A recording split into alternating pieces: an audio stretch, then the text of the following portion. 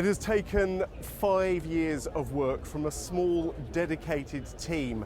They have had to raise almost £7 million, but today their work is complete and on show to the public as the Bomber Command Memorial. The final piece was unveiled here a little earlier by the Queen in front of more than 6,000 guests. They came to remember colleagues. Medals proudly displayed, they waited in the hot sunshine for the guest of honour. The standards of current RAF bomber squadrons were on parade as the Queen and Duke of Edinburgh arrived. A royal seal of approval for a memorial that's been long in the making. For some here today, far too long.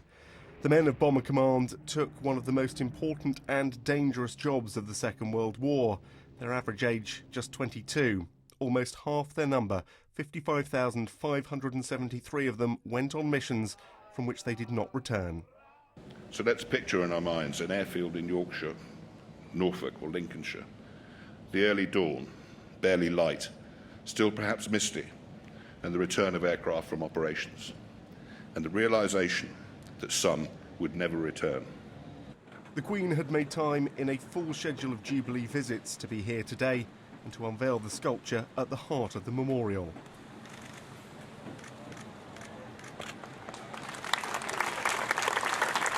The sculpture depicts a crew of a heavy bomber just returned from a mission. So they are reflective. They are reflective of what they've gone through. So there's tiredness, fatigue, worry, anxiety of going again in another sort of 48 hours, but also sort of relief of having sort of got through it all. All those emotions. 5 of them are looking to the sky for the aircraft that won't return, because this is a war memorial. So that's the link between the living and the dead. 2 of them are looking towards the ground, and that gives the sculpture a feeling of sadness and pathos. Those are the sort of emotions that I wanted to get into the sculpture. In the skies above Green Park, thousands of poppy petals fluttered in remembrance, dropped by another veteran, a Lancaster bomber. But there were many who served in Bomber Command who could not be here today. With the building and unveiling of this magnificent memorial, they will now know that this country and the Commonwealth have shown them and the remaining veterans that their service and raw courage has been recognised. Once the ceremony was over and the dignitaries had left, there was a chance for guests to see their memorial up close. For those who fought to create this, today bore the fruits of 5 years' work. It's just unreal, I have to say. When we embarked on this campaign nearly 5 years ago, we all met at the Royal Air Force Museum at Hendon, and someone said, oh, we'll be able to build a memorial for £2 million, and here we are. We've been chasing a moving target ever since then. This monument stands not only in memory of those of Bomber Commands who made the ultimate sacrifice, but also those who worked alongside them, taking the same risks. Many of those surviving veterans were here today, and Kaya Lark has spent the day with some of them. Well, there's been somewhat of a carnival atmosphere here today, with a host of military bands and popular artists taking to the stage. It's also been a chance for veterans to meet up with comrades they've not seen sometimes for decades. But above all else, today is about remembrance, honouring those who made the ultimate sacrifice. 70 years ago, the men of Bomber Command were flying Lancasters on daring raids over Germany. Today, one of the few still flying came low overhead to drop thousands of poppies in honour of those who gave their lives. Below, veterans and the relatives of those who didn't survive were moved by the sight. And you didn't see any dead bodies, people just disappeared. This was why we never made friends with other members of crews, not really. Not the crew.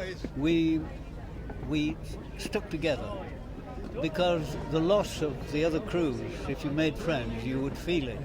Such had been the demand for tickets, thousands were gathered in an area away from the main memorial and watched proceedings on big screens. But they were just grateful today had finally come. Everything.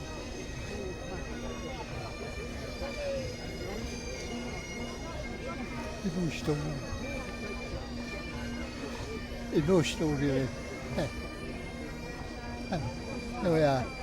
survived the war, but the reason I feel I need to come, getting all emotional here now, is because Dad had to go home. He got flying fatigue, so he had to go home for Mum for the weekend, and while he was gone back home, his crew went up without him, and none of them survived. The unpredictable weather saw many using umbrellas to shelter from the sweltering sun as they were entertained. But their thoughts always drifted back to the 1940s. The average age of the crews was just 22, and they all knew their next mission could be their last. Terrifying, absolutely terrifying. But you kept that to yourself. You trusted all the crew, all the members of your crew. They were closer than brothers, really. At times, there could be so many aircraft flying together, they would be 5 miles across the sky. As well as bombing raids, the men also undertook aid missions, dropping food for the Dutch when they were starving. There'll always be controversy about Bomber Command, but the simple fact is that Bomber Command was taking the war to Germany when nobody else could, and people forget that. They were fighting the war for 3.5 years when nobody else was fighting it to the scale that they were fighting, and we know of the sacrifice, we know of the casualties on the ground, but we must never forget it was a total war. It wasn't like the conflicts that we fight today. It's hoped here today that the controversy which has surrounded Bomber Command since the end of the Second World War can now finally be laid to rest, and the men who gave their lives can be remembered as the brave heroes they were. Kaya Lark, Forces News at the Bomber Command Memorial.